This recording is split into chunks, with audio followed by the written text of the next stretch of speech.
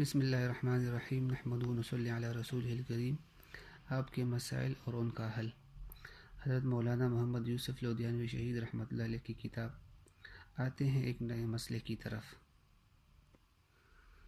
اب مسئلہ یہاں پر جو پہلے چند چیزیں بیان ہو چکی ہے، وہ وضو کے مسائل، اسی طرح اور بھی بہت سے مسائل، یعنی جن چیزوں کے ساتھ نماز ہو جاتی ہے یا وہ چیزیں جن سے وضو ٹوٹ جاتا ہے یا وضو نہیں ٹوٹتا، وہ چیزیں ہو چکی ہیں۔ اب آتے ہیں غسل کے مسائل کی طرف۔ تو غسل کا طریقہ جانتے ہیں اور سوال و جواب کی طرف بھی آتے ہیں۔ غسل کا طریقہ، ایک صاحب سوال کرتے ہیں کہ مولانا صاحب، میں آپ سے یہ پوچھنا چاہتی ہوں کہ ہمارے مذہب میں غسل کرنے کا طریقہ کار کیا ہے؟ یہ ایک ایسا مسئلہ ہے جس سے ہر مسلمان عورت کا واقف ہونا ضروری ہے، لیکن افسوس کہ بہت ہی کم مسلمان ایسے ہیں جو اس کی اہمیت اور صحیح طریقے سے واقف ہیں۔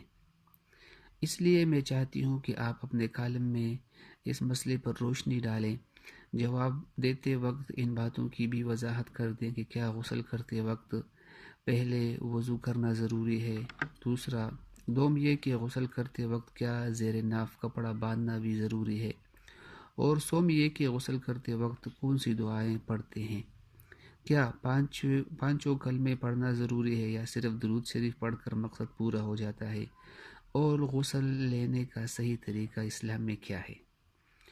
تو حضرت والا جواب دیتے ہیں کہ غسل کا طریقہ یہ ہے کہ پہلے ہاتھ دھوئے اور استنجا کرے، پھر بدن پر کسی جگہ نجاست لگی ہو اسے دھو ڈالے، پھر وضو کرے، پھر تمام بدن کو تھوڑا سا پانی ڈال کر ملے، پھر سارے بدن پر 3 مرتبہ پانی بہائے۔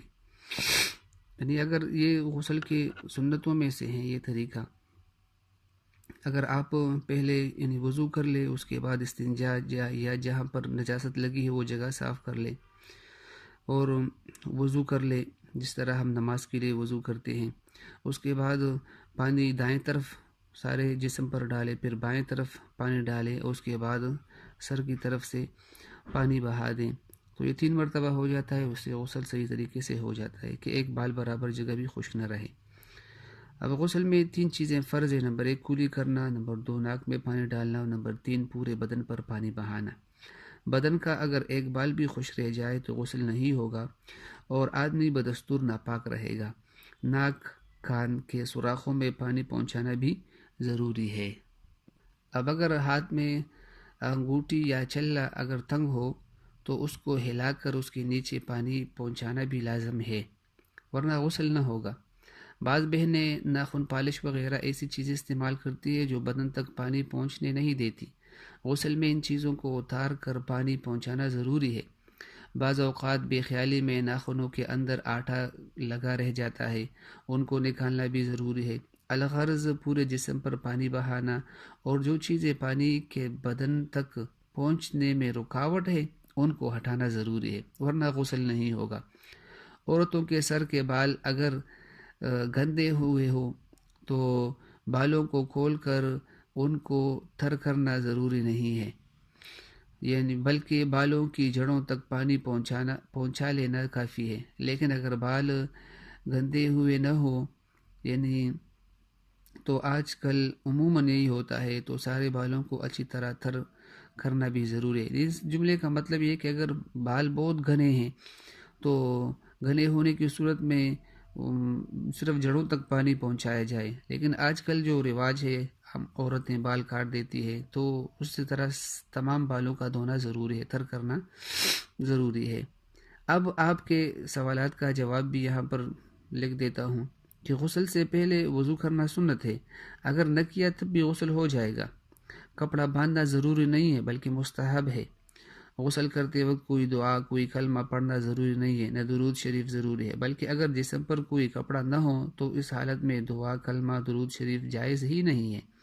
برہنگی کی حالت میں خاموش رہنے کا حکم ہے، اس وقت کلمہ پڑھنا بھی ناواقف عورتوں کی ایجاد ہے۔ اب یہاں پر سمجھنے کی بات یہ ہے کہ باتھ روم میں ہم غسل کرتے ہیں، غسل خانے میں، تو غسل خانے میں تو عموماً بات کرنا بھی جائز نہیں ہے، نہیں کرنا چاہیے۔ حتی الوسع کوشش کریں کہ باتھ روم وغیرہ میں بات نہ کریں۔ یہاں پر کلمے کی کیا ضرورت ہے، درود شریف کلمہ پڑھنا، درود شریف پڑھنا یا کوئی اور دعا پڑھنا۔